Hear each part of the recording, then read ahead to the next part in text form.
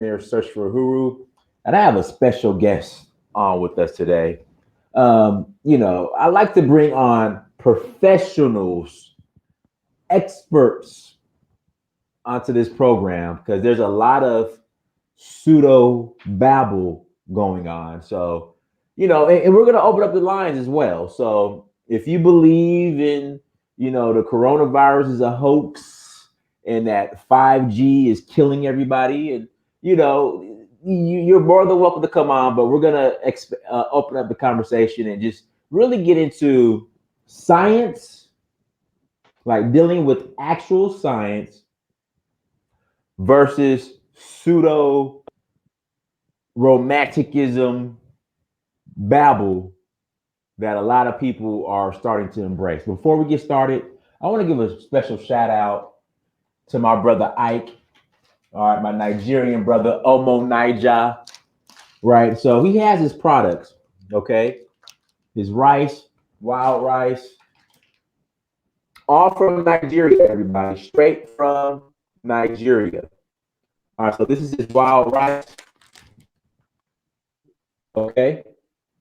Straight from Nigeria, tiger nuts. Oh, sorry. Tiger nuts,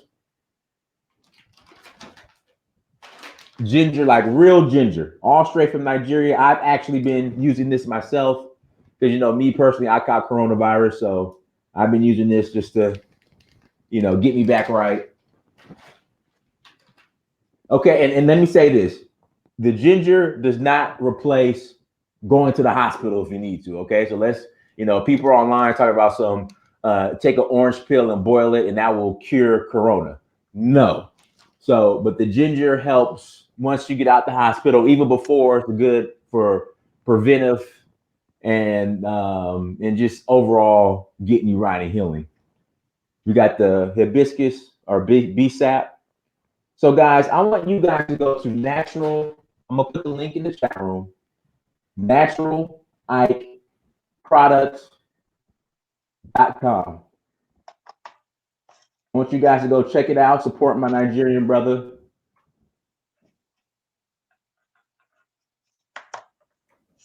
Support my brother.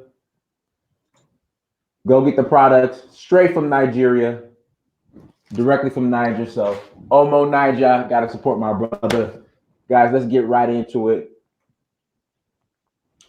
Dr. Simmons, let's start off with this because people are going to ask, who are you? What are your credentials? Who do you think you are? So, can you tell everybody who you are and your credentials and all that good Yeah, stuff? sure.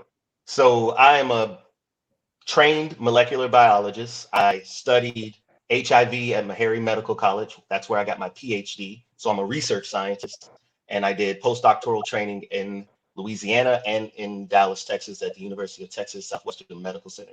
Currently, I have a cancer biology lab, cancer biology and immunology lab at the University of Minnesota, where I'm studying health disparities and also lung cancer immunology, basically. Yeah. Now, Dr. Simmons, now you obviously have invested a lot into your career as far as like how many years of schooling did you have to do before you even were able to, really get into what you're doing? And can you break down the process? And Man. Dr. Simmons, the reason why I'm doing this, you Yeah. have people who go online, they'll Google some articles, watch a couple videos, all of a sudden they are experts on 5G and coronavirus. I'm just being Right. honest. So can you Right. please tell people the extent and how much time and hours and years were invested into becoming Dr. Glenn Simmons? Okay. So 4 years of undergrad. Well, for me, because my training was engineering and biomedical science, 5 years of undergrad, 4 years of postdoctoral training. Oh, 5 years of PhD training, 4 years of postdoctoral training to get me to this point. So we're looking at a decade plus, just in the grind, in the lab, making things happen. Yeah. Okay, so you being a doctor and the amount of time you put in, again, when you see people online who've read a couple articles and now they're Mhm. experts and they think they could debate you or other doctors and they know everything, like what are your thoughts on that? Well, I don't think anyone should take any information without asking a question. I think asking questions is a healthy way for us to get to a better understanding, first and foremost. My job as a research scientist is to ask really good questions and then figure out how to answer them. But that doesn't mean that you can answer a question, get an answer, and then continue to refuse to accept the answer, especially when someone goes through the amount of training that physicians, scientists go through, and then come up with solutions. Many of us benefit today, benefit from today.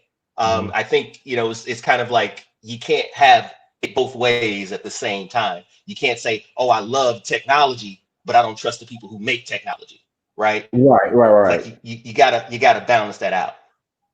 Okay, so let's get into some of the conspiracy theories. Let's go. Okay, you being who you are, let's deal on 5G. Is the radiation from 5G going to off us? Now, so the limitations of what I know, Uh huh. okay, the limitations, we don't know enough to say what it is and what it is not doing. All right. Um, again, like I said, as a scientist, I think a lot of things can be possible. And so we set up the experiment, we ask the question, and we observe. There's just not enough evidence anywhere to say that anything related to 5G is doing anything to anyone at this point in time. Okay, that's my official stance on it.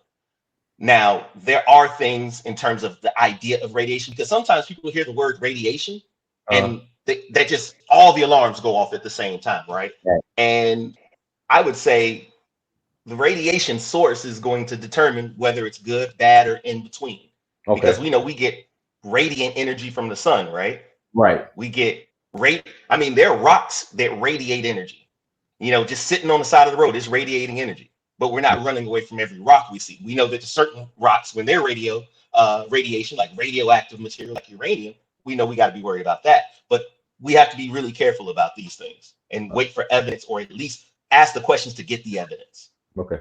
So then, okay. So let me ask you this. You mentioned the sun. Mhm. So a lot of the people who are saying that the radiation from 5G is dangerous will also tell you to go out in the sun and sunbathe and get your vitamin D, absorb the sun rays for Mhm. melanin to ignite your melanin, for your melanin to spark. I forgot the term they'll use. It ignites your Mhm. melanin. Is that Mhm. a contradiction, do you think, or to say stay away from the 5G, but then go out in the sun because the melanin needs the sun rays? Is that like what are your thoughts Right, on right. No, I wouldn't say it's a contradiction, because again, it's a different type of thing. We say radiation, but the wavelength, the type of energy, it's very different. So ultraviolet radiation is a very different thing from the microwaves or radio waves and things like that, the ways that we use to communicate. They're different things entirely. But at the same time, understanding that everything has a limit, no matter what it is. What do they say? The poison is in the dose. So that? we Right, know that if we get too much sun, even if you're highly melanated, can be problematic right, because the melanin itself is actually a protector. It protects us. For any animal, any creature that has a high level of melanin, even polar bears. Most people say polar bears are white, but if you look at certain parts of their body, it's very, very dark because they're out there in a place where the radiation is hitting them really hard and they need that extra protection. So I wouldn't say it's a contradiction, but again, it's about the magnitude. So we have to be careful about that. So whether it's 5G, 4G, microwaves, or even ultraviolet rays from the sun, we have to be mindful that if we get too much of anything, it can be detrimental, even when we have some kind of protection. okay. Now, but the world is moving to a 5G standard, from I guess what I'm observing. This is my issue. I know the Mhm. same people who are, I guess, complaining about the 5G when Apple releases the iPhone 14, that's 5G, they're all going to be in line, ready to upgrade. I've seen this before. I've seen this before. So since we're moving to a 5G standard, what would you recommend for those who think that 5G is here in place to off us? Hmm. I would say, just like with anything, you need to have a balanced argument, have Right. information on both sides. Because I'm going to tell you to ask questions and investigate, because we have to be careful about getting in our echo chambers, Right. being around the same people saying the same thing over and over, because what ends up happening is that you never see the other side. Because there are times in which even your enemy may have information that's valuable to you. You Right. know what I'm saying? And again, because I trained in a system that is not inherently designed for me to be successful in it, I've learned that lesson over the years. And so if we know that this whole world is shifting that way, we need to ask questions, make sure that we can protect ourselves with whatever we can protect ourselves with. But the first thing we need to protect ourselves, the first thing we should use to protect ourselves is information. Ask the questions. Heck, set up the experiment, because there's a lot of places around this country where we could probably sit down with people who have that mindset that there's something wrong with it. Test it. Let's see it. Let's see it happen. But make sure that test is properly set up, because Right. that's my issue with a lot of this stuff, is that we say it's one thing, but we never ask, well, is it the same thing in all situations? Okay. Or is it just that one time you saw it? All right. So the people who are saying that 5G is bad, what kind of studies should they? Because I think all they do is regurgitate conspiracy theories they see online. Yeah, What kind yeah, of studies should they should put their resources together, and what kind of studies should they, I guess, carry out so they yeah, can properly gather facts to present to the people? Like what? I mean, you I'm sure you do research, a lot of yeah, research of absolutely. it. So from what you've been hearing in regards to 5G, Hmm. what has been presented, is it credible? Is it backed by research, or is it just a lot of just hearsay and pseudo? Like, what are your thoughts? And then if people who are serious, As far as everything that I've seen, it's been things connected to things that have been shown to be, problematic in some kind of study. But you have to be careful, because I've seen that happen with a lot of things where people will associate, like the beneficial effects of something, like a particular herb or something, and then they'll say, well, that's good for bacteria, so it should be good for this other thing, but this other thing is not a bacteria, so that doesn't make sense. So if we wanted to ask this question, and again, that you can have citizen science, like science that's done at the level where you have communities come in. My lab, I often, try to make sure I engage with the community and say, hey, if we have something we want to ask a question about, let's figure out a way to make that happen. I got some money for that. Let's do it. uh, So the first thing I would say is that you have to have proper, what we call, controls. So if you okay, say that this thing, this stimulus, this radiation is causing this issue, like say for the cells that make up our skin. Okay, so right, we'll take some skin cells and we'll expose it to that radiation. Okay, now we're going to watch that cell. We're going to see if that cell behaves normally. So we'll have a cell that doesn't get the radiation. We'll have a cell that does get the radiation. But then we'll come in with a radiation that we know is problematic, like X-rays or a certain type of ultraviolet rays, so like UVB, and we'll shoot that at these cells for a certain amount of time over time, and just watch and measure whether the cells are able to grow, whether they're able to divide, whether they're accumulating mutations over time. That type of study. Because what people will do, they'll find that one piece of information, they'll pull it up and they'll say, hey, all right, so we saw that this happened when somebody had 5G next to them. And this is the one instance that it happened. And we saw this one thing this one time, but we won't talk about all the underlying issues that one individual or that one cell may have had. We don't have a control for it, and you have to control for it. And that's not, and for me as a scientist, as a Black scientist, I always tell folks, like, the scientific method is not a European invention. Let's just get that out there. Science is kind of independent of all of that. If we get into ancient Kemet, Egypt, for some folks, like, science starts in Africa. that process of asking questions and the various different systems of knowledge that are all within the continent, it's all science. It's all a process of asking really intelligent questions and figuring out what the answers are.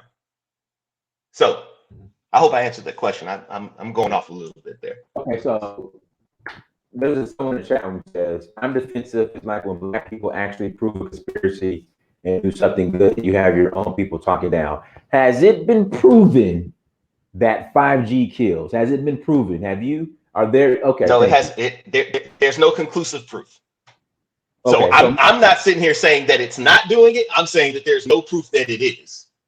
Okay. So mentalist, if you could provide proof, not hearsay, that 5G is killing people, then by all means present it. Again, present it. So okay, and somebody else was asking now, as far as like the people who say that 5G is harmful, do you need government backing to do some type of peer study or study on 5G? No. So I mean, it at that level, it really depends on what you're trying to accomplish. But the fact of the matter is that you have private organizations doing research all the time. So we know of the government setup, but there's a whole nother, I mean, if you think about pharmaceutical companies, those are private companies. And so they're out there doing their own thing. Now they have to follow certain ethical standards within the law, and that can be done at any level. And again, people who have an interest have to come in contact with folks who have the ability to set up these things and ask these questions. And ask these questions in a way that we know that what we're trying to get, we're not just trying to prove ourselves right, we're just trying to get to the right answer. Okay. Shout out to Gregory Wyatt. Thank you for the super chat. Ideally, you'd have to design a study with a robust sampling combined with a control cohort to establish an acceptable p-value and a confidence interval characterized by replicable outcomes. Thoughts on that comment?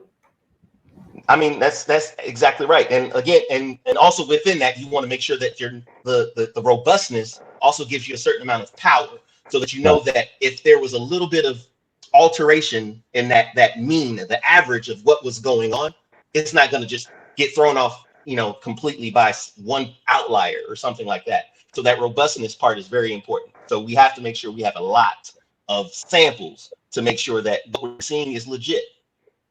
Okay, so once again, the 5G is harmful group.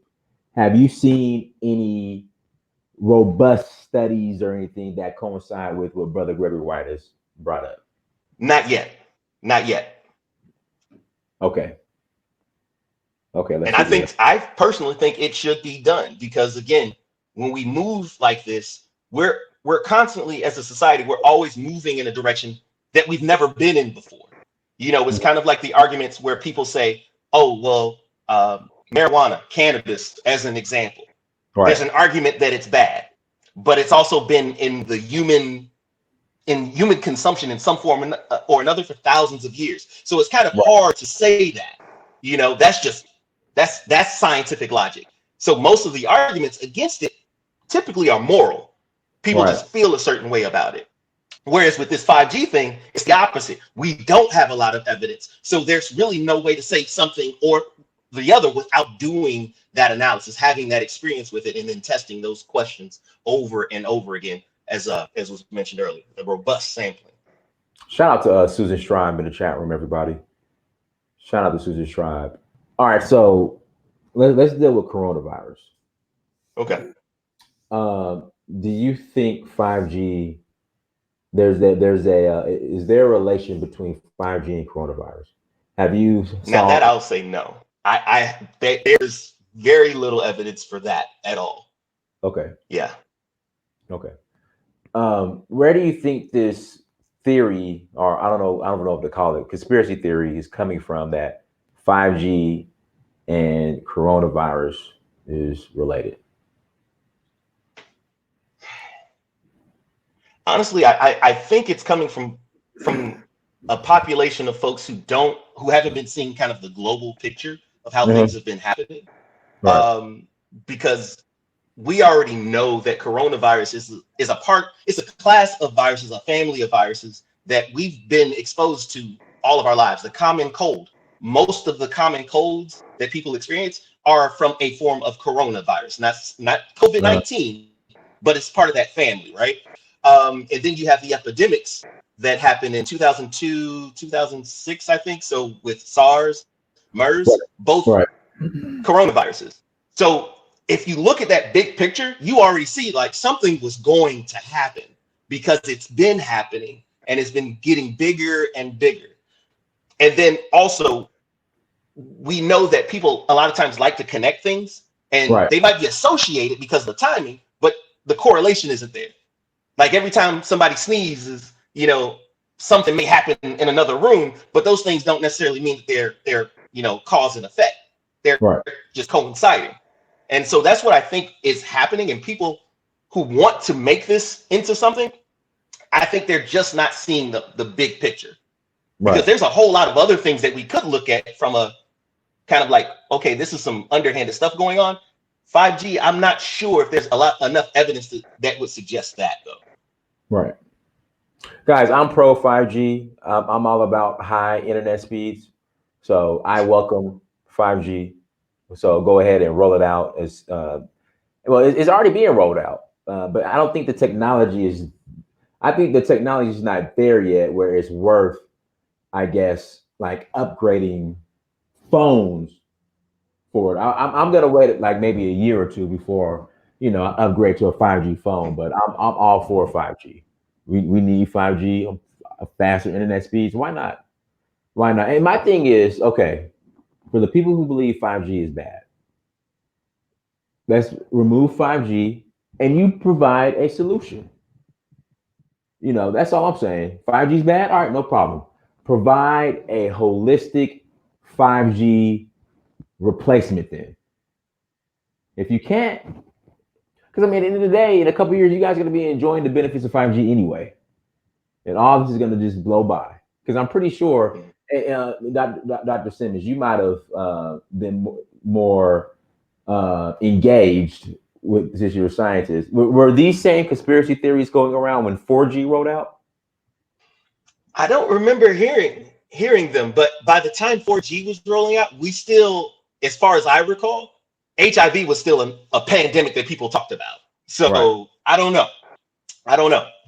There definitely wasn't a virus that happened, I guess, that coincided with that necessarily, unless it happened around the time of, SARS-CoV-1 or MERS or the other SARS. But again, those happened in very relatively limited places compared to the current pandemic. So I don't know if we made that connection or not.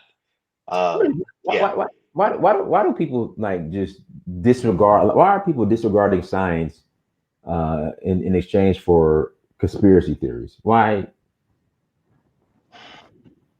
I think to a certain extent, there's a certain amount of responsibility that folks have to take, when you're taking this information. Like if I told you, you can protect yourself by doing these things.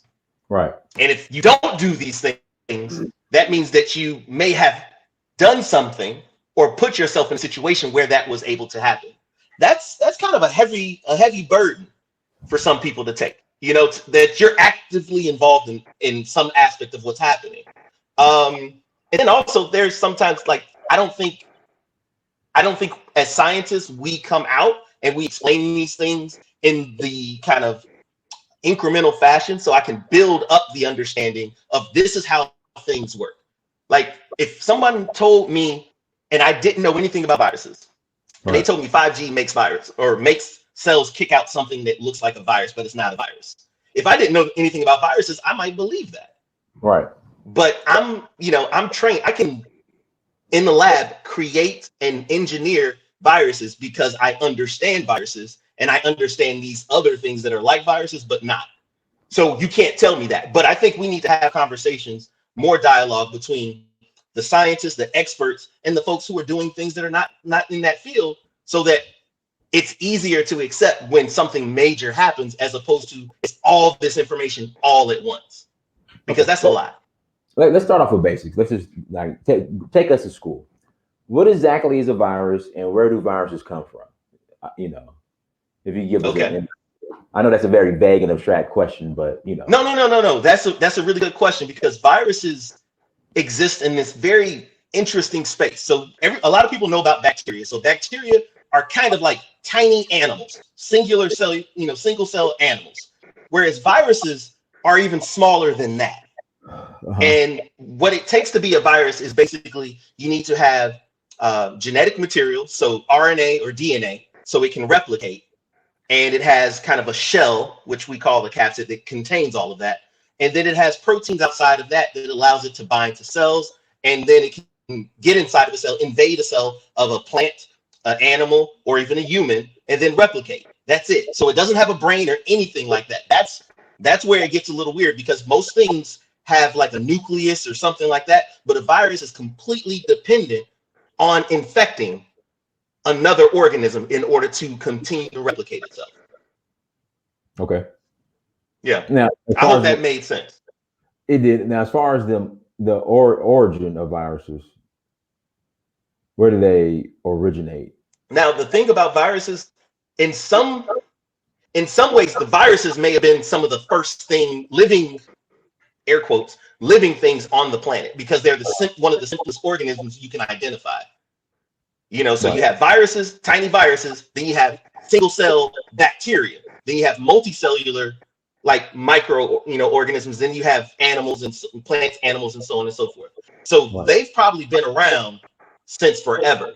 And they ended up, almost co-opting some aspects of their function by infecting bacteria. So you have bacteria or viruses that infect bacteria, you have viruses that infect plants, you have viruses that will infect animals and humans.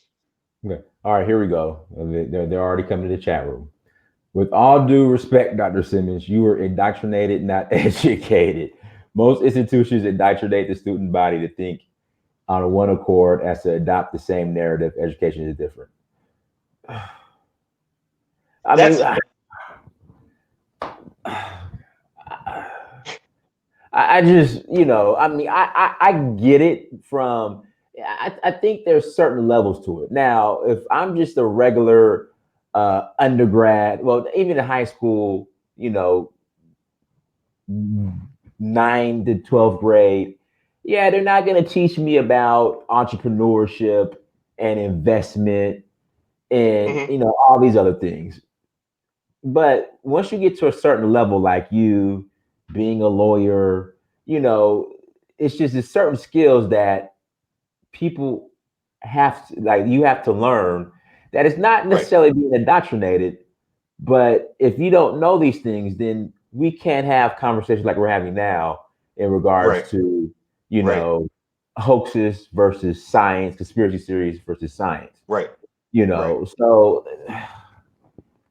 Well, I Apple, and I and I definitely understand where that comment can come from because again, I I I was in the public school system. I get it. right? Okay. And looking back, I managed to survive because I had a lot of positive influence outside of the system.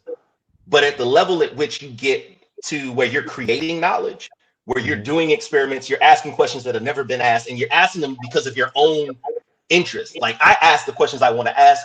Most of my research is centered in trying to understand what's happening with folks who are disproportionately disenfranchised by the healthcare system and by the entire institutional oppressive system of the world, right? And you kind of notice that the indoctrination aspect is kind of left behind, and now you're stepping out into a very wide open space that's and for some people really scary. Not a lot of people want to be in this space, Right, but I get that.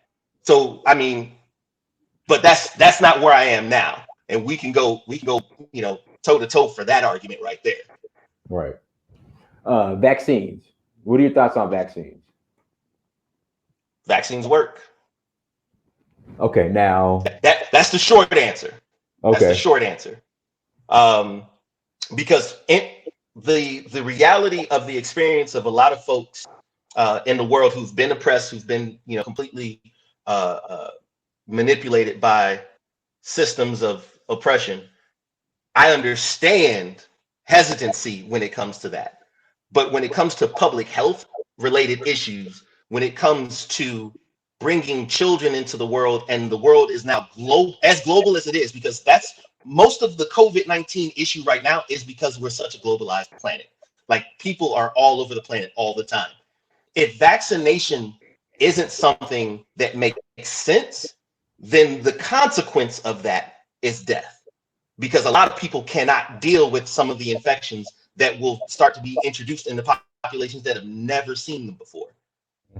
I mean, we know what happened with so many populations when Europeans decided to try to colonize the so-called New World, because folks had never been exposed to some of these diseases they were bringing over.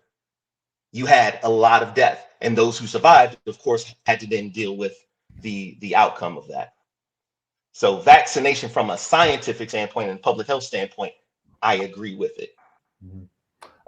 Indigenous TV, I want you to call in. I mean, in fact, people who disagree, and this is not going to be an argument, but I just want you guys to call in and articulate. All right, here we go. This is what I want you guys to do. I want you guys to provide, your research, your peer studies that you guys have done, because you guys are experts, Indigenous TV and whatnot, on how 5G is dangerous. So that's what I want you guys to do. Call in, provide your facts, and then we could take it from there. All right, no Google article from some guy in a cave in Norway. David Icke doesn't count. Just again, call in, links in the chat room, send me an email, provide your studies, peer review studies, your research, bring it in, and then we can let's have a conversation about it, because I know you guys done that research. I know you guys have done it. I know you guys have. So there we go. So Indigenous TV, there's another brother in the chat room as well. Go ahead and call in. Let's see here. Gregory Y. Greetings, Dr. Simmons. Are the ligands such as IL-4 or IL-5 being triggered by this virus to raise? I can't. This is joking though. Yeah, I'm not even gonna try. This is joking though. You see it on the screen? Can I answer this? Yeah, of course. Go ahead, please. Okay. As far as I can tell, it doesn't appear that there's a high level of IL-4 or IL-5 in patients. In terms of any of the negative aspects of this disease, like when people go from like just having it to having like a severe reaction, that ARDS symptoms, what it looks like is, people talk about this cytokine storm. So the ligands or the cytokines that are being secreted are typically the ones that are related to inflammation. So you start looking at things like IL-1, IL-6, and in some cases even TNF alpha. And so some of my colleagues, some other Black scientists, we've been having conversations as of late, just trying to get an idea as to what else could be contributing to that, in terms of, is there something going on that people aren't talking about yet, that they haven't really gotten into yet? And I can't really talk about it here just yet, but hopefully I'll be putting some updates on my website as we kind of get some things going. But we do know that there are some aspects of this infection that people don't know about. They talk about all the symptoms, like, oh, if you have this symptom. And then for a while, for a few weeks, they had numerous symptoms getting added to the list. But one symptom that hasn't really been talked about is the idea that people have gastrointestinal issues. They have diarrhea. Like at least 30% of the people end up having some issue with their gut. But what happens with that is that you end up having the ability to really stimulate that pro-inflammatory cytokines. So instead of IL-4 and IL-5, which may have some relationship to generating kind of that allergic response, the eosinophils and things like that, you end up with kind of that strong pro-inflammatory response that ends up damaging the tissue. So you can damage the tissue in the gut, you can damage the tissue in the lungs, and that damage, once that starts happening, you start losing lung function. But in addition to that, you have a situation. I know I'm going like super nerdy right now. It was crazy. A lot of people in the chat room don't understand what you're saying, but they're experts on 5G and coronavirus. Well, all right.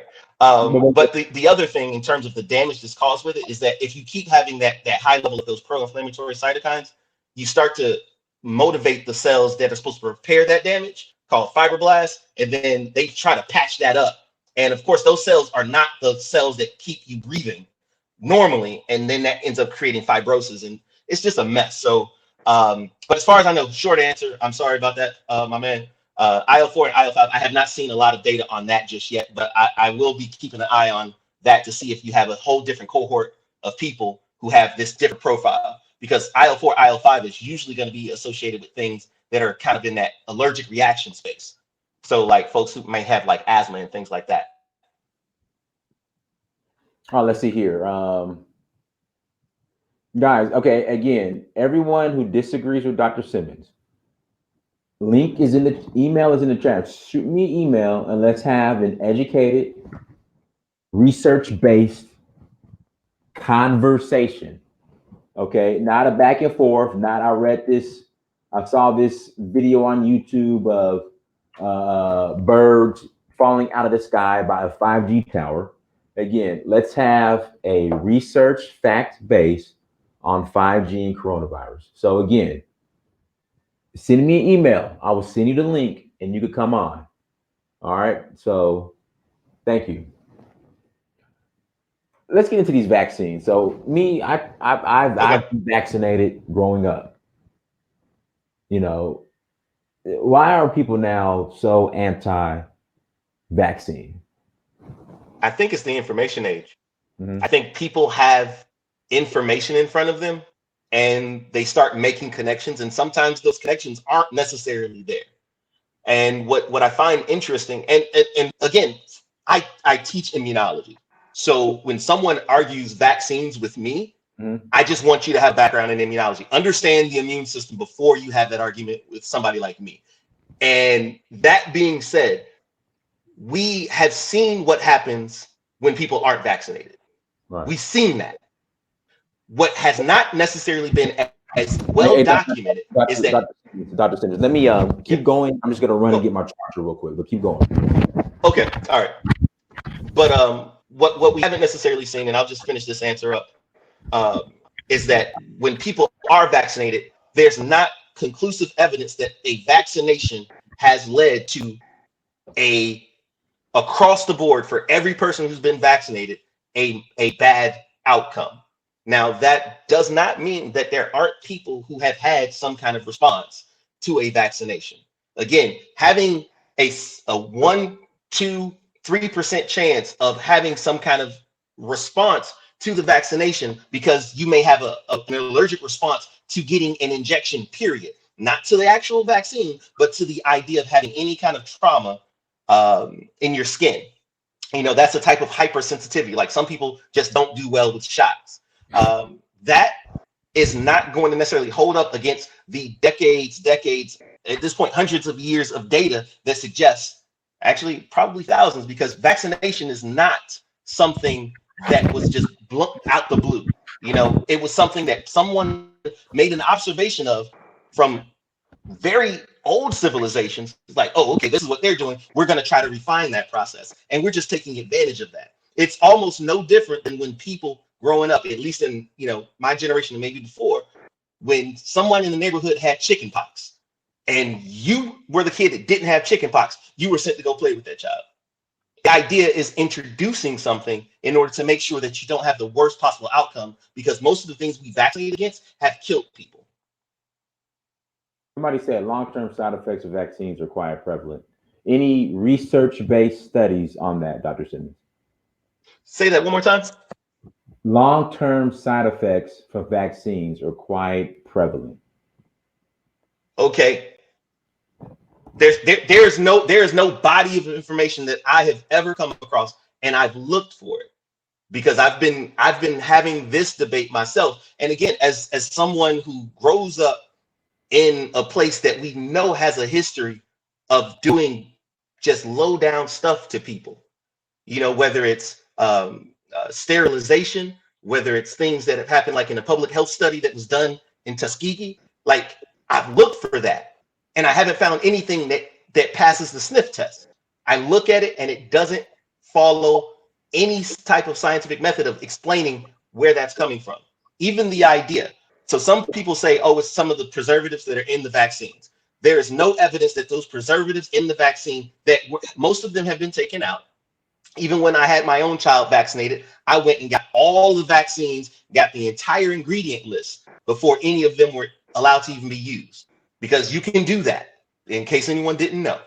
But when I did that, I also looked to see where else some of these vaccines were being used. And in the same countries where they're being used, they don't have the same issues. It's something else. It's not the vaccine. That's what the data suggests. Let's see here.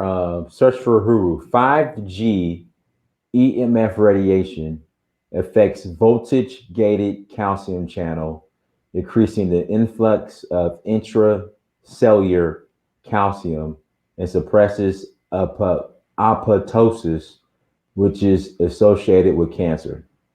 Is that a paper? Is that a paper link or something? No, I'm sorry. no. Somebody put this in the chat room. Oh, okay. I mean, that's a pretty, conclusive statement. So that the study has been published then. So we should be able to just go and look for it. Let's see here. I won't argue with it if the data's there. All right, Netur Hotel, can you provide the data or the full article or the research article to that, please? Greatly appreciate it, sister. Just email me or put in the link in the chat room. Again, if you have the entire article or what's the correct term? Research paper or research paper. I mean, even an abstract, because I'll just call up the person if they're in the United States and be like, hey, I'm just curious. Because I mean, a lot of scientists, when you're not in that I got to get something published so I don't get fired space, like we talk, we communicate, because that's how this works. And so if someone has something that's hot and really interesting, we'll go to our meetings and we'll show what we got. Hold on, Netur Hotel. Look, Netur Hotel. Provide the name and provide the source of your statement. Like, if it's a scientist, just provide that information, put it in the chat room or email it to me so Dr. Simmons can make the phone call. Okay, please. That's all I'm asking. All right, I'm not going back and forth. I'm just to the point now. Provide your research. Right, because I'm not refuting anything. I'm one of those, like, if that's true, I just want to know it too. I want to be informed. Yeah, we want to be informed. So no going back and forth. Email me, searchforhuru.com or searchforhuru@gmail.com, your source. Just email it to me. Like, I give you a prime example. A couple of days ago, I had another doctor on here. I like bringing professionals on here. So a guy comes on and hits me with the, in fact, here we go. Since you're a doctor, give me your thoughts on this. So we had a doctor on here, right? So somebody calls in with the orange pill and boiled water cures coronavirus. He says, I have a link to a video from a doctor proving or stating that the orange pill and the boiled water cures coronavirus. So I go to the link. I look up the doctor. The doctor is a chiropractor. What are your thoughts on that?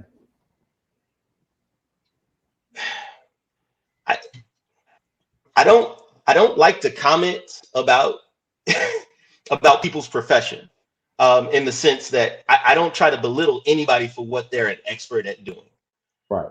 But I'm a molecular biologist. Right, but is a chiropractor in a position to state that orange peel and boiled water could cure coronavirus? Is a chiropractor? That's based on their expertise, what their whatever's on their wall says. No, that I would be very hesitant to accept that just off rip, because they're not an allopathic physician. They're not a naturopathic physician. They're a chiropractor, and chiropractors are amazing at what they do. I see a chiropractor, but I wouldn't necessarily take their word on anything involving like an internal medicine type issue.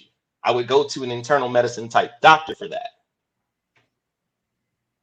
Okay. So that's what's going on. Like again, because I Yeah, kept asking, okay, what's the doctor's name? Like where? Like give me the information. So I looked at the video. The guy had on a white coat, and I looked up his name, and he's a chiropractor. And then when you look in the background, you see all the chiropractor equipment. So I'm like, you know, like come on. yeah. I But mean, I have a white coat, but I remind people I'm not a physician. I'm a research scientist. I work on things at a microscopic level. I can explain very detailed how some of these things work, but I'm not going to come and give you anything because I don't deal with I don't deal with the human body at that level. I might say, okay, I understand how your disease works, and we might be able to come up with something to fix it, but that's not my lane to actually give it to you. That's not right. my lane. And I don't think in that particular instance that person was staying in their lane necessarily. Guys, make sure you hit that like button. Okay. Again, hit the like button. And once again, if you guys want to call in, all right, because people keep saying, guys, I want to call in. I want to call in. Link email me. All right, send me an email. I'm gonna put the email in the chat. Send me an email me, and I will send you the link. All right. Oh, that's supposed to be at. Sorry about that. Uhuru at searchforuhuru.com. Again, if you want to call in, email me uhuru at searchforuhuru.com, and I will send you the link. I mean, it's that simple. Annette, I sent you the link. We're waiting on you.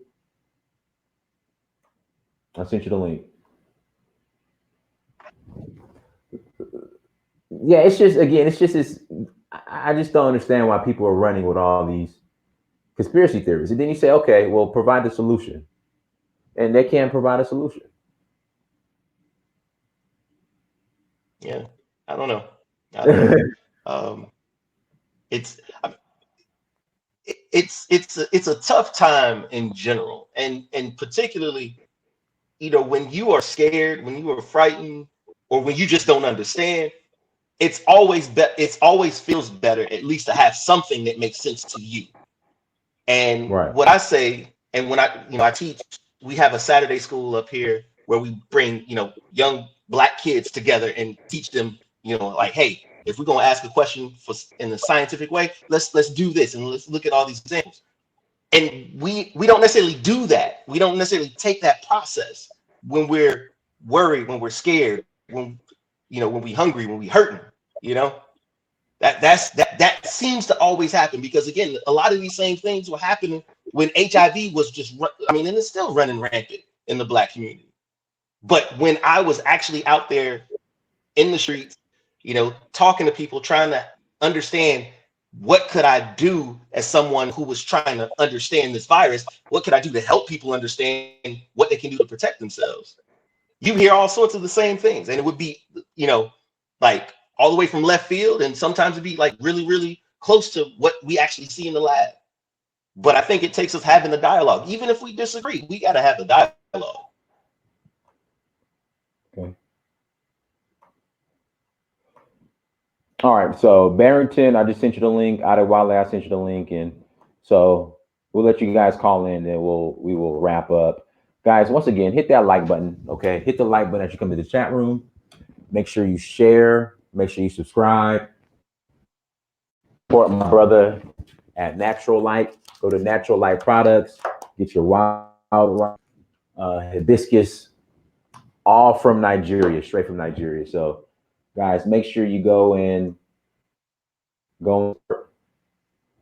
So let's see here. Again, that's what I'm saying. Have courage of your convictions. Call in and challenge the doctor.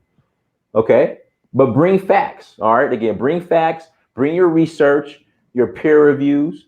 Provided not just some I saw on the internet a doctor who happened to be a chiropractor say that orange peel and boiled water cures coronavirus. Again, because it does you guys a disservice, especially when doctors like yourself are on the front lines, right? Dealing with this stuff. Meanwhile, you have people online in their living rooms and they have all the answers. But it's like, okay, if you have all the answers, go to the front lines. Or at the very least, if orange peel and boiled water, right, cures coronavirus, put an ad out. Guys, I have the cure to coronavirus. Come to my house if you're infected with coronavirus, and I will treat you at my home. Do that. All I'm saying is, if you have all the cures, go to the front line. If not, then just leave it alone. And again, not saying that for as far as preventative measures to boost your immune system, there are herbs and orange peel and boiled water and a lot of other options. But when you are in the fire, right? I mean, orange peel and boiled water ain't gonna work once you get to a certain point. Right, right. No, When you're in absolutely, the absolutely. ICU, again, when you're in the ICU, hooked up to a ventilator, you know, I'm not gonna suggest remove the ventilator in exchange for boiled water and orange peel. I mean, doctor, what Right. are your thoughts on that? No, I mean, absolutely. I think preventative medicine is the best medicine. But we have to understand, like, if you're in crisis, you have to automatically kind of think from a standpoint that we're trying to save a life now. And if we sit there and have the argument for something that we know that kind of builds you up, uh, being taken in a crisis mode, I mean, I'm with you. It makes perfect sense to kind of say, let's take advantage of these things that we know that can keep us alive, and then we can start going back to those preventative measures at when time permits. Right, exactly. Guys, I sent the link out. I'm waiting for you guys to call in. Hold on, let me do this.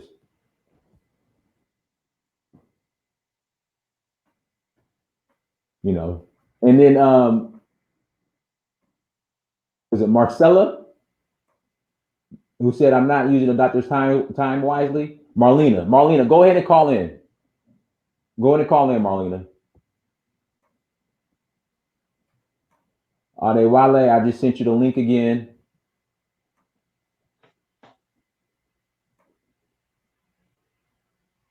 Let's see here. Annette, Annette, I just sent you the link again as well. So go ahead and call in so you can ask the doctor your question. And then Barrington, you say you have to discharge some patients. Again, that's what I want: real professionals who are actually dealing with the issues. All right, Adewale, go ahead. Okay. Adewale, you look like Thank you for having me. you look like a West Side Compton Crip right now with your low on. No, I'm not. Go ahead. Hey, how you doing, Dr. Simmons? Doing well. Yeah, thank you for having me, Dias. Hold on, somebody's knocking on my door. Go ahead. I was just going to contribute. Am I audible enough? Yeah, go ahead. Go ahead. Yeah, I just wanted to contribute, when it comes to the use of vaccinations. Personally, I had an experience with hepatitis B. I was exposed to hepatitis B, right, for a long time without knowing. But then when I realized, I went to get tested and I tested negative. All right. And this was here in Canada. So I'm originally from Nigeria, where I did not even have the knowledge that I had a vaccination as a kid. So the reason I did not contract the virus was because I got the vaccination as a kid. So for that reason alone, me personally, I believe in vaccinations. However, when it comes to the COVID-19 situation, with the way individuals like Bill Gates and them are pushing it, it leaves me really, really skeptical about the entire thing. And to be honest, I can't really blame myself for being skeptical. I mean, why are you pushing the vaccination to such an extent that you resigned from being the chairman of Microsoft. You resigned from being the leader of Bill Gates and Melinda Foundation just to push for a vaccination on the continent of Africa, in other parts of the world. But then you're not really explaining to us why you want to, except for the fact that you want a world where the population has to be controlled, the population growth, and some other strange reasons. So it leaves me in a very skeptical situation. And when it comes to COVID-19, personally, I only know a couple of people that have had it, like Dynast, and one-on-one people that I've met in person. I haven't met anybody that had the virus. But the fact that Dynast came here and said, "Oh, he had the virus, he is recovering." By the way, I'm really happy to see you recovering, bro. Thank you. And it leaves us in this position where sometimes you're wondering what exactly is going on. But then again, I don't blame people for being skeptical about vaccinations, but I know for a fact that vaccinations work. Right? Now, I have a question for you, Dr. Glenn. When it comes to hydrochloroquine, what do you think about it? As far as a treatment for COVID or just it in general? So as far as I'm concerned, it's like buckshot. Like it can do a lot of things. It's not a specific treatment at all for this. So if it happens to improve a patient's condition that's getting treated, that's because it's doing a lot of things. It's one of those situations where it has a lot of off-target effects that may make it such that the virus doesn't have an ability to replicate well. But I don't think it's necessarily the magic bullet by any means, because we know that it does one thing in terms of dealing with, because it's an anti-malarial, right? And so we know that it's really good at that. And we thought it was this one thing that it was doing. And the reality is that it actually does some other things at the same time. It actually affects the pro-inflammatory system. So it actually messes with that a little bit as well. So it's in the crisis, again, like we talked about earlier, in the crisis moment, if it can help, okay. But I don't want people even getting in their mind that this is the thing that we need, because one, it's not specific to this infection. Two, there are other things that it's really, really needed for, and there is nothing else. So that's my opinion on it. Hey, Dr. Barry, we have another doctor in the house. Dr. Barry, if you could please introduce yourself. Hey, how you guys doing? First off, I want to say hello to everybody. Hello to you, Dynas. Big fan of yours. That's why I'm calling in. Again, my name is Dr. Barry Irouk. I'm an ER doctor.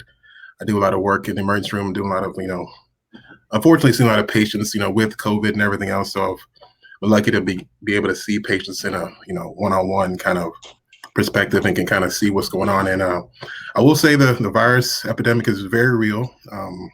I think it's important that people understand the seriousness of this illness. So I'm glad, Dynas, you're such a good person in this situation, because you're someone who's went through it, who actually been through the actual process, kind of from multiple aspects. Go ahead.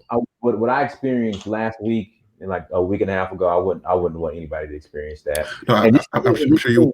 Me being healthy and active, and how it sat me down, I could see how people with pre-existing conditions, how I was taking them out, No, absolutely. And the reason why I love also your whole story, because you actually showed different aspects of why I think actually African Americans are being exceptionally affected by this virus. Because as you know, there's a lot of bias in the health system and in the health, kind of system that we're in. And of course, African Americans tend to be, overlooked quicker, tend to be minimized as far as their symptoms, tend to be brushed off as far as their complaints.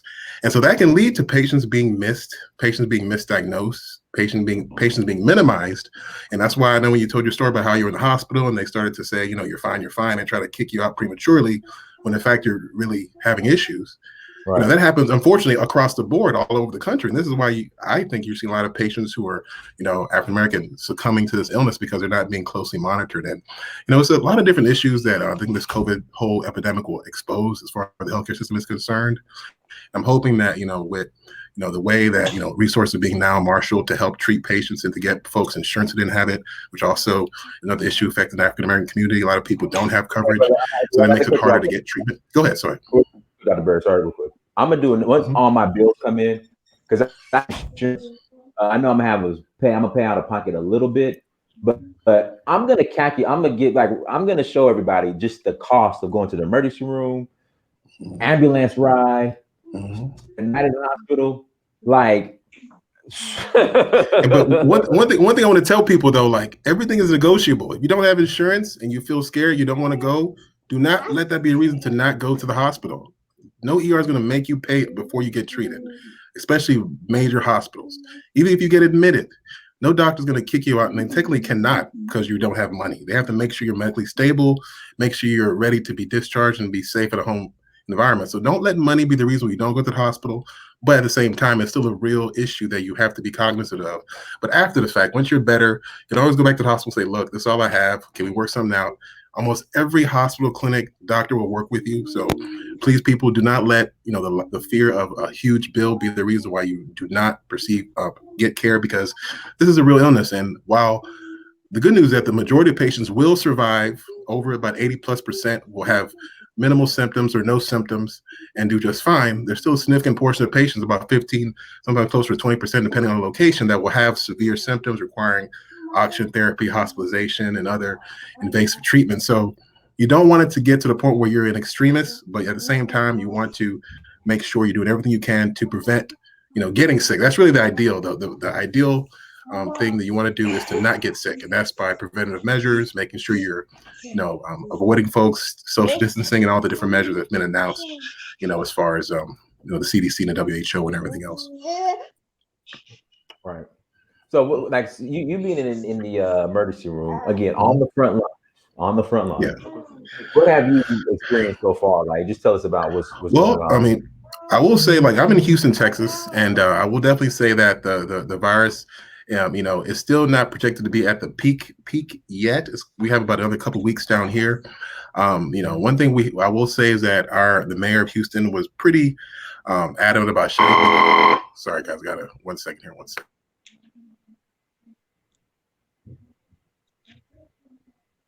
Guys, hit that like button as you come to the chat room, okay? Please hit the like button. All right. I'm sorry, guys. I got to take one quick call. Can someone else talk for like about 2 minutes here? I'll come right back. Go ahead. No problem. And guys, I want to say this. No other channel is actually bringing on doctors and real professionals to speak on this. So, guys, with that being said, hit that like button as you come into the chat room. Adewale, you got any more questions? I'm done, to be honest. Like, thank you for having me on. Thank you, Dr. Glenn Simmons, for your contribution. No problem. Thank you. Thank you. All right, brother. Yeah. All right, Dr. Simmons, let's see here. Again, and see, this is the thing so the naysayers, they're just not calling in, but it's whatever. It's whatever. Now, Dr. Let me ask you this. As far as the 2-week quarantine period, why 2 weeks? All right, so that incubation period, that's the far end of the amount of time that we think a person could possibly start to show the symptoms. So say, for instance, if, on day 0, you get exposed, some people actually start showing symptoms within 3 days. Right. As soon as 3 days, they will start showing symptoms. Some people about 7 days, and then other people way out to 14 days. And really, that's your body actually acknowledging that you've been infected, and then starting to mount the innate immune response, which is kind of your body's default defense system. And then you get that adaptive immune response. That's when you start really feeling like just crap, basically. And if you basically keep it within that time frame, at least 14 days, most people will know for sure if they've been infected or not. So if you don't show anything by that time, hopefully that means you're in the clear. That is the idea behind that. Okay, but a guy like myself who was infected, and they say stay on quarantine for 14 days from your discharge. Why the 14 days?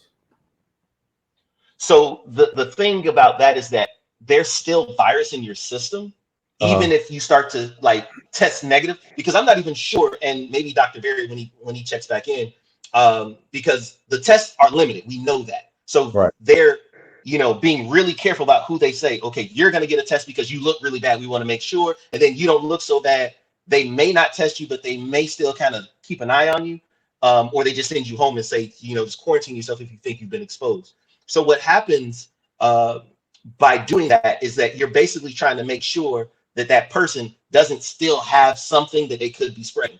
Because there's some studies that have been shown that with COVID-19, but also with the other SARS epidemic, that you can have virus in your sputum, so that the mucus and stuff that's in your lungs and that get coughed out, and in your stool several weeks after you stop showing symptoms. So Okay. you could still be technically spreading it if you're not careful. So that's why we have that extra time recommendation on the back end. Okay. Because the thing is, I don't, Dr. Barry, are you there? Oh, yes, I'm here. What's up? All right, let me ask you this. We're talking about, like me, for example, when I was discharged, they said go on quarantine for 14 days. But they didn't mention anything about being retested. Yeah. The retesting is, go ahead. Sorry, finish your question. No, I was going to ask, is there a reason why they won't retest me? Or they never brought it up? The tests are scarce right now. That's the reality. A lot of people still haven't got tests who need tests. So they're focused on more on symptoms.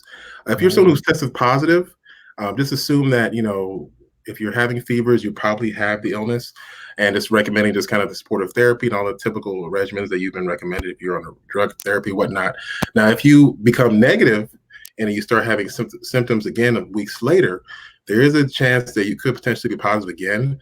Ideally, you should be retested to make sure you're not potentially spreading the illness or, potentially actively spreading the virus. But, hopefully, if you have a primary care doctor, they can kind of get you set up for testing.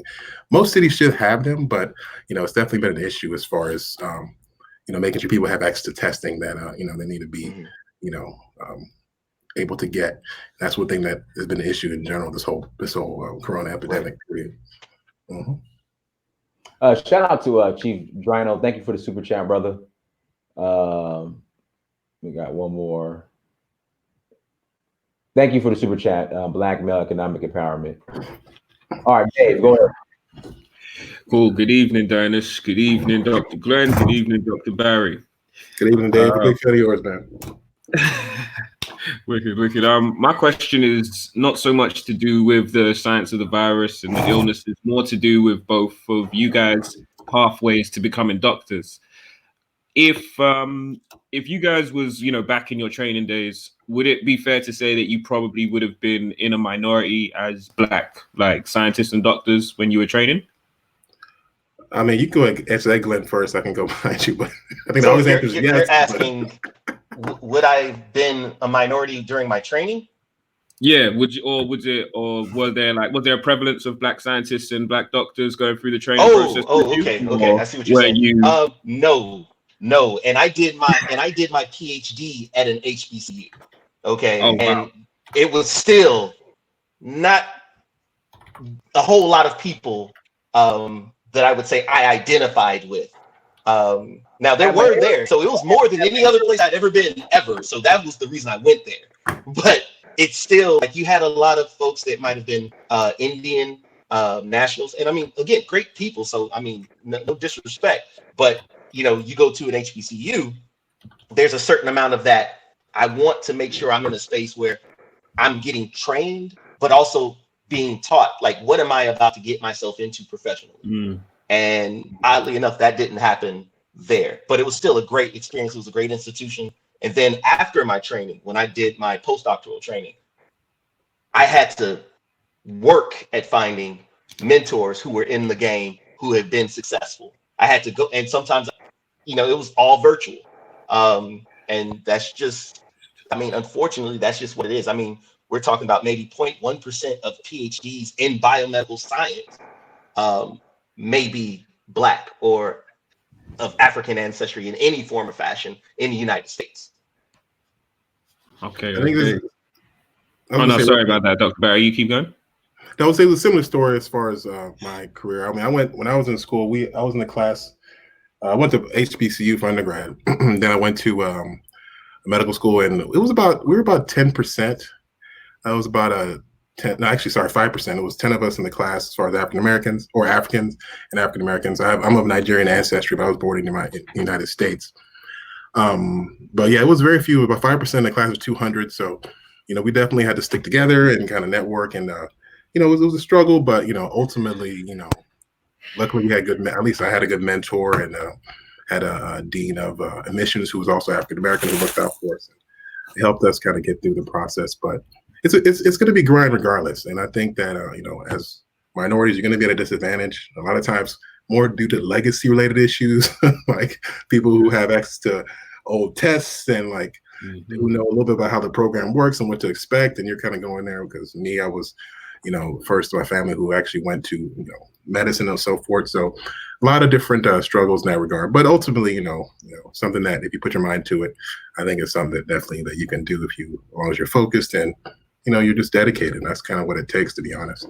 And of course, as a minority, it's going to be a little bit harder just because of the struggles as a minority in America. But that's something that you get used to and try to, do the best and hopefully change things once you get into a position to do that. So that's kind of okay. So I was going to say, what could have been or what would have been the most effective assistance that you could have got from the Black community growing up in your pathway to become a doctor? Like, because you just mentioned again things like having access to previous tests and legacies and networks and things of that nature. If we are to produce more scientists, or at least a critical number of scientists to be able to get us to where we need to get to next, how do we as a community foster that? Like, what types of things could we buy? Are there like brands of like medical pre-test books or things of that nature?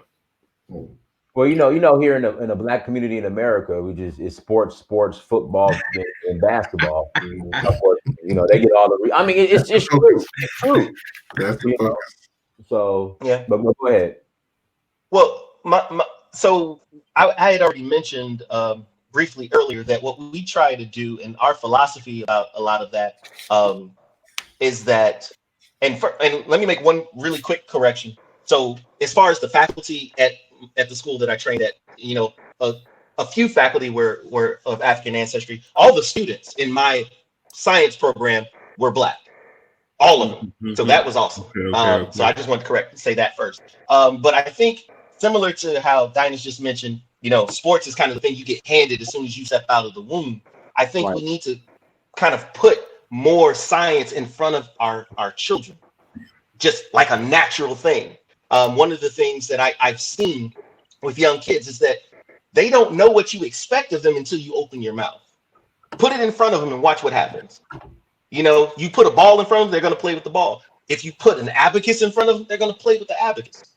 I mean, it can be that simple, because if you get that positive reinforcement going, I think that's where the investment needs to be. We need to have more hands-on activity with our children during those developmental years, so they don't end up with these negative associations with learning, period.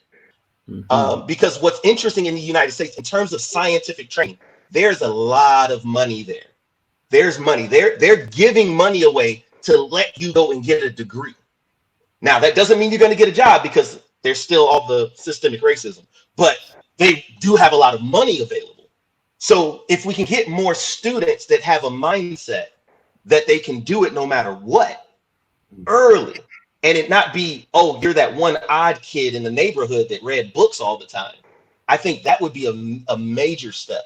And so things like Saturday school, math Olympiads, things like that, and doing that as a norm, making that a part of the culture, as much as, oh, you got a new pair of basketball shoes, you're going to go play basketball. I play sports and I'm not really good at sports.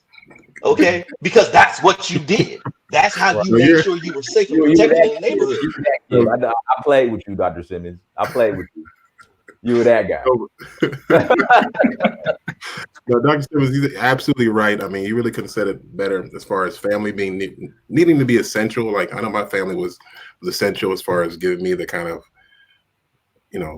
confidence, as well as the idea of trying to pursue higher education and whatnot. So it was expected, as far as my family, they were expecting me to go to college and so forth. So, I think making those expectations clear to your kids and making sure the community is supporting the people who are interested in doing such a thing as much as they can. Like the same way, like I said, folks support athletes, and the whole stadium's packed out with all the neighborhood because there's a great promising athlete. We should celebrate our scientists and our young, technicians and everyone else the same way, making sure we're giving them the support that they require so they could, continue to go higher and higher. And I think that's one thing that we probably don't do enough of. We should do more of. And of course, ultimately, on a societal level, we need more, Black-run professional schools, like med schools. Like back in the early 1900s, there were I think it was about 30 or 40 Black-run med schools. Had a lot more black doctors back in 1900, literally. It wasn't until I forget the year where they combined all of them and they quote unquote integrated the medical education system, where they literally cut out all the black med schools and said they weren't up to standard. Instead of making them up to standard, they just closed them down, made everyone integrate the majority schools. With Flexner, when Flexner came out, exactly. So only like 4 or 5 med schools in the whole country that are quote unquote run by HBCUs, and that I think really destroyed the numbers of minority physicians and so forth. And that's really happened, I think, across the board. So I think we need to make a push for more, HBCUs to have medical schools and pharmacy schools and so forth. And luckily in the South here in Houston, we have take Southern as a big HBCU, and they have a lot of professional schools, a law school, and a pharmacy school. In Atlanta, Morehouse, they're building a beautiful medical. Exactly. So Morehouse is another great institution. Those are the few issues that survived the integration moves of the mid, I think 1950s or 60s. I forget the exact year, but so I think those two things can really help quite a bit. And overall, it's going to take the community to really push for it. So, like I said, we're going to have to be the ones to really stress the importance of these things and make sure our kids are aware of the importance of education, and as far as know the opportunities that are out there if they're able to understand how to get good grades and focus on being good students. And I think that'll be the start. Okay.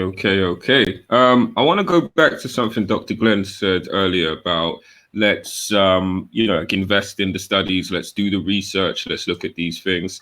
How much does it actually kind of cost to and whom would one need to approach to set up a study? Because is it possible to speak out to private labs? And would you need some sort of clearance? How does that process work? So it depends on what it is that you're trying to look at, right? So for some of the work that I do, I have patients and then I have cells. I just have things sitting in a little dish somewhere. Stuff in a little dish, nobody cares about. There's no ethical concern or anything like that. I kind of do whatever I want to do. I might, bleach them, whatever. But when it comes to patients, and you're dealing with patients, even if you're just asking questions and surveys, there are rules and regulations because there's ethics concerns and people don't want to get sued and go to jail. So if you do work with, say, like a private institution, like a private company, usually they have all of those things already taken care of, but there's also the opportunity to collaborate. I tell people all the time, if you have something that you're interested in, it's hard for me to do certain things for the mere fact that if I don't have a community partner pushing that agenda, I can't explain to anybody why I'm doing it. You understand what I'm saying? So if you have a question where we can get some preliminary data, that means we don't have to do the whole giant study. We just want to ask a really small part of it to get things going. That you should approach people who may have a similar affinity to you. Like me, for instance, I'm very interested in what's going on in the Black community. I don't apologize for it. I don't really, mumble it under my breath. It's no, I'm out there doing work for Black folks. If you want to do it for somebody else, if you have questions related to that, that's your thing. I'm not necessarily going to put my energy towards that unless you let me do this other thing at least with equal intensity. So ask the question, reach out. I had a conversation with somebody recently about something similar to what you just asked. And I think it's important to first get the scope of what you're trying to do, because the bigger the question, the more hoops you got to jump through. So sometimes it's a good idea to kind of bring it down in scale and ask a really simple question, get that relationship, understand how the process goes, and then you scale up. And then, of course, from the money side, the money is going to be proportionate to what you're trying to do. Oddly enough, animals cost more than people to work with.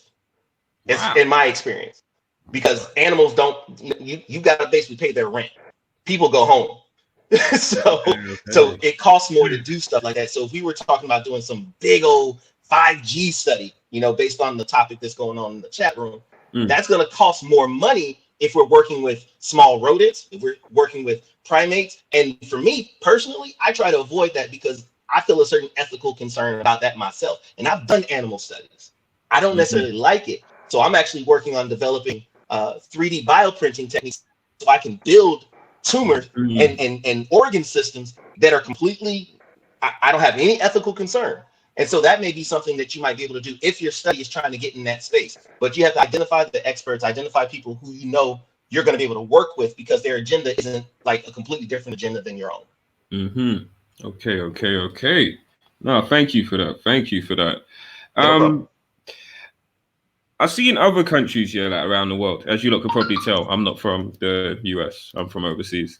But like in other countries in the world, not the one I'm in, but like I've noticed there was like in Brazil, they had a period of time years ago where they weren't recording the racial statistics of their citizens, for example, right? Yeah, they were post-racial. And I've seen it in France as well, somewhat recently. I want to say probably within the last 5 to 10 years. It was somewhat recently. As doctors, is it a particularly safe thing for minority groups in countries, even in Africa and the Caribbean? Is it safe to do that? Because me personally, and I'm no doctor, but I feel that you can't make an argument as a community if you don't have the information there.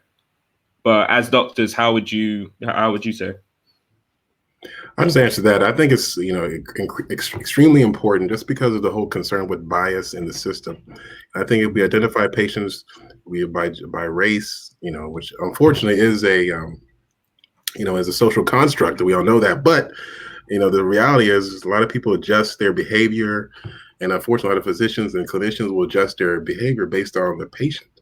They think a patient is affluent and who can come after them if they screw up, or if they then gain something from the patient, they may be more, welcoming, more attentive versus someone who they feel may not be able to pay their bill, or someone who's not, they feel as important. They may, again, like I said, minimize the patient's concerns or potentially ignore the concerns. So I think that, unfortunately, just because of the society we're in and how things are operating, and we look at the numbers and how the clinical disparities are there, and how there's unfortunate outcomes in patients with the exact same ailment, but due to, background, they may have different outcomes. That's why I think it's so important to collect that data so we can quantify and see exactly how people are being treated, and try to get an idea of some of the different effects of the biases that we're seeing patients encounter in the health system. So I think for now it's definitely important we collect that data. Maybe in the future when race is kind of a thing in the past and everyone's focused on just kind of being a good citizen, and then maybe it won't be as important. But unfortunately, it's kind of something we need to keep track of now. Okay. Dave, Dave, what we'll do, man, if you want to ask one more question, go ahead, and we'll go ahead and close out. Absolutely. I was literally going to come to my final question. I want to really thank both of you so much for your time. Like, just this video, this period alone, I think just taking this and even playing this to groups of kids around the world that look like us and saying like, look, there's there it is right there. We say that we need, the people in front of us. We need the role models. Hand claps both to you, for doing what you do. My final question is, are there any Black scientists aside from Neil deGrasse Tyson and George Washington Carver that we can start promoting? You can sign me up. But no, there's so many. It's actually annoying. And when we were doing our Saturday school up here with the young folks, that was the thing we did. We were like, no, we're not talking about anybody that. I mean, honestly, we said we don't want to do anything that any white people might know about. That was our goal. It's like if anybody pulls them out as an example, we're not doing that. So they're a good amount, and some of them are like within like the last 30, 40 years. So if you need a list, email me. I got you. Definitely we'll look to do that. Thank you both so much. I'm definitely going to look to, get that list from you, because again, I just want to start this process of spreading this information out. And then hopefully in 5 to 10 years on our 5G, we won't be having this type of discussion no more. 5G network. Let me just say one quick thing. I just want to, please guys, I do have a podcast. You guys want health information. I talk a lot about health and natural wellness, especially we did a lot of shows on coronavirus past few days talking about kind of some of the things that regarding the virus and the research behind the virus. Please, you can subscribe on any music app or any kind of like Spotify, iTunes. It's called the Health and Wellness Connection. It's a weekly podcast, broadcast also on Afro Vibes Radio, which is a Afrobeat online radio station. If you like Afrobeat, by the way, it's free. The app, or go to AfroVibesRadio.com.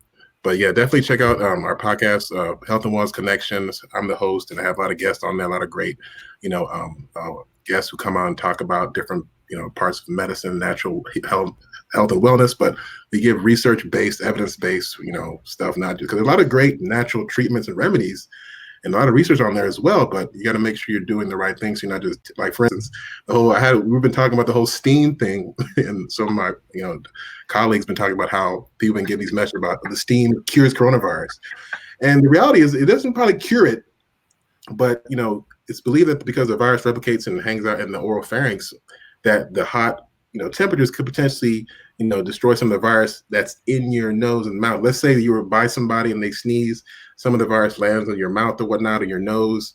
Technically, if you go and steam immediately or something, you may be able to kill the virus before it infects you. Now, it's not guaranteed, obviously, and if you have the actual virus, that may not be enough, and it probably won't be able to. You have to get more treatment than that. But there are some potential benefits, some of these natural therapies, but they have to be used in the correct way. Now, if you're like an ICU with double pneumonia, trying to do a steam to cure yourself, that's not probably going to be successful. So you just have to be kind of responsible. And if you're someone who does a lot of preventative care, that's what I preach. You may be able to avoid getting to that point where you're in the ICU with double pneumonia. And that's kind of what I try to tell people to focus on: preventative health, preventive care, immune boosting kind of techniques, things like that. Those are things that you can really do to give yourself the best shot to not get extremely sick from this ailment or any other ailment for that matter. So it's just it's all about tuning the body to be maximized, to be able to fight illness and keep you healthy, so you can do what you need to do.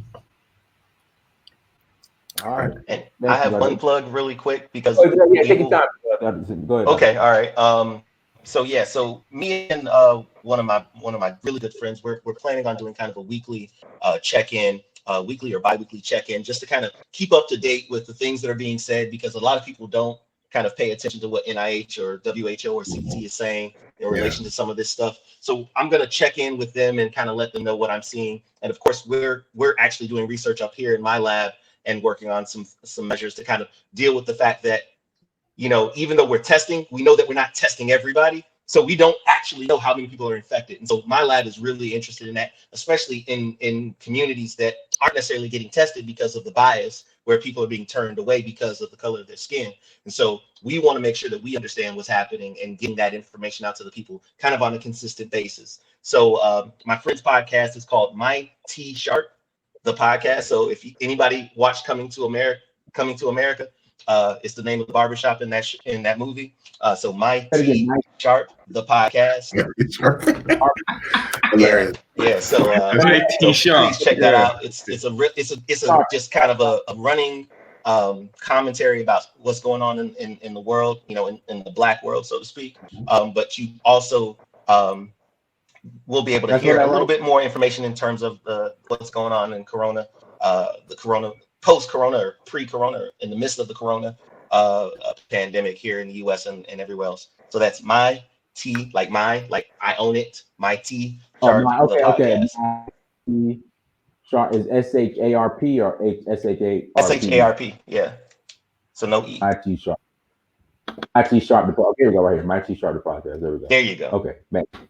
Okay. All right, guys. Well, I gotta go see some more stuff. I just wanted to drop in. This is like one of my favorite YouTube shows. So again, Dinah, take care of yourself. Appreciate you guys. Dr. Simmons. Hopefully we can connect as well. Everybody out there, please take care of yourselves. Corona's real, guys. All right. Stay safe out there, man. All right, everyone. Thank you so much for joining. Like, share, subscribe, all that good stuff. Go to DynastyMirror.com. Until next time, family. Dynasty Mirror, search for Huru. Peace. Peace.